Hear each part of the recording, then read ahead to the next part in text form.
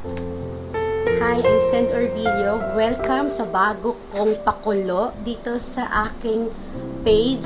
At sa araw na to, umpisahan natin yung tinatawag kong hashtag Let's Talk About It with Send. So, ano nga ba yung tong hashtag Let's Talk About It with Send? Yung mga libro ko, magbabasa ako doon ng ilan sa mga page doon or ilan sa mga part ng libro ko, then let's talk about it tungkol doon. So yung una kong napili sa unang session natin ay itong sinulat ko, this year lang to, yung Shot Puno. Ito yung first collection na poetry book na collection na meron ako. So ang lagi kong sinusulat self-help book, short stories, pero first time kong gumawa ng collection ng poetry. So mga tulato patungkol sa mga rant ng mga pusong sawi. So kung sawi ka ngayon, samahan mo ko, magbasa tayo ng isang tula at din pag-usapan natin ang tungkol doon. Okay? So ang napili kong tula ay Laya na Mahal Ko. Page 23 siya ng librong ito. So yung kung tatanungin mo, saan ba nabibili yan yung libro mo? So nasa shop ito under 8 letters kay Cindy Wong. So kung naghambre 242. So kung gusto mo kumuha ng kopya, try mo na. Malay mo, 'di ba? Makatulong sa ito. So sinulat ko talaga ang Shot Puno dahil gusto kong magpakawalwal sa mga damdamin na tinago ko ng matagal. Tapos dito ko nilagay yung lahat ng mga hinanakit ko o parang mga gusto kong talagang sabihin, 'di ba? So parang kung nakainom ng alak tapos gusto mo lang mag pour out ng emotion mo. So ito yung libro na para sa iyo. So yung pinili ko ngayong gabi ay ang Laya na Mahal Ko. So, samahan nyo ako, basahin natin. Tapos tignan natin kung talagang makaka-relate ka sa tulang ito. Okay? Laya na Mahal Ko. Bakit ganun ang pag-ibig, no? Kung sino pang gusto mo, ayaw sa'yo. Sakit. Kung sinong ayaw mo, siya naman yung may gusto sa'yo. Mahirap nga ba talaga tayong magtagpo? Ang tagal kong inilaban ang pag-ibig ko sa iyo. Hintay balang araw, mahalin mo rin ako. Pero sa haba ng panahon na di mo ako nakita, puro sakit lang ng loob ang aking natamo. Gusto ko pang lumaban, ayaw ko pang bumitaw. Ngunit may pag-asa ba kung ikaw na ang may ayaw? Ngunit hindi nga ba ikaw ang aking tadhana? Kahit ang sabi mo, ako ay karapat-dapat. Ngunit sa huling yugto na ako ng laban, sa haba pala ng pakikiligma kong mahalin mo, natagpuan ko ang sarili kong nag-iisa sa dulo.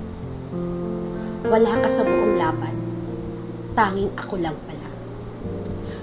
Kaya kung sa paglingon ko'y di ka nakatingin, pinapalaya na kita nang walang halong hinanakit. Hindi na ako aasa sa iyong pag-ibig, ni hindi ka sisisihing ikaw ay nakasakit. Kaya, laya na, mahal ko. Ayan. Sana nakarelate ka dun sa tula na yon. So, nung sinulat ko itong tula na itong Laya Ka, Mahal Ko, para to doon sa mga umibig at nilalaban yung pag-ibig niya, pinipilit niyang ilaban kasi gusto niyang manatili doon sa taong mahal niya. Pero at the end of the road pala, kaya pala hindi manalo-nalo, kaya pala nakakapagod, kasi mag-isa lang pala siyang lumalaban. So, di ko alam kung dumating ka dun sa ganung punto, kung may ganun kang experience na parang gusto mong lumaban, ang tapang-tapang mo, sobrang tapang mo, parang hindi mo naisip na parang sumuko. Sugod ka lang ng sugod, ibibigay mo lahat, oras mo, finances mo, di ba? Attention mo, lahat ibibigay mo, pagmamahal mo. Kasi gusto mong ilaban yung taong mahal mo.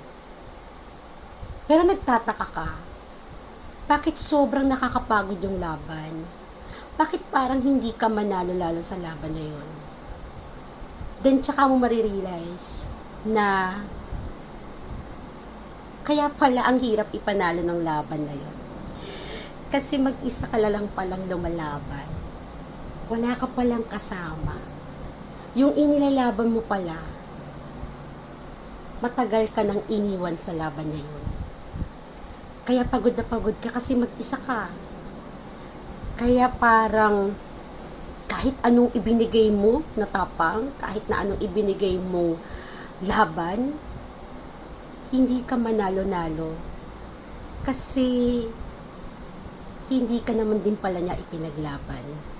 Kaya if ever na ikaw yung isang tao na kung saan hanggang ngayon may inilalaban pa, baka kailangan mo i-check kung dalawa pa ba kayong lumalaban.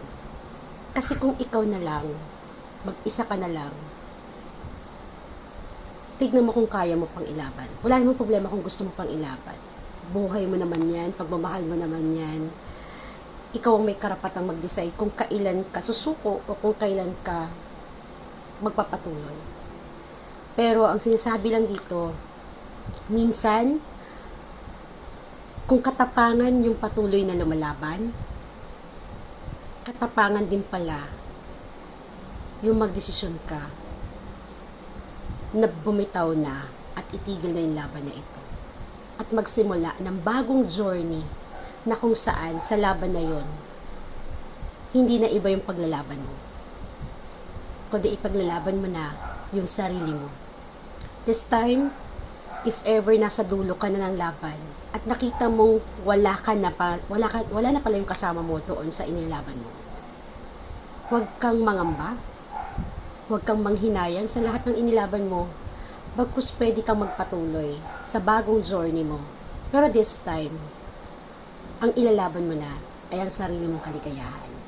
So, ayun. So, sana kahit paano ay natuwa kayo dito sa binasa ko, at kung nabitin ka, gusto mo pang, isa pa, ano bang laman ng libro na yan, abangan mo, magkakaroon pa tayo ng mga susunod na session dito sa ating Let's Talk About It with Seth.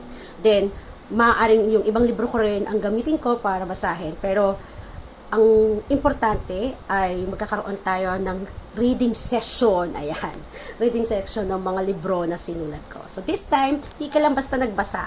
Kasama mo ko sa pagtalakay ng mga mga laman ng puso mo o yung mga hinaing ng puso mo. So stay tuned for the next session of Let's Talk About It with Sen. Thank you.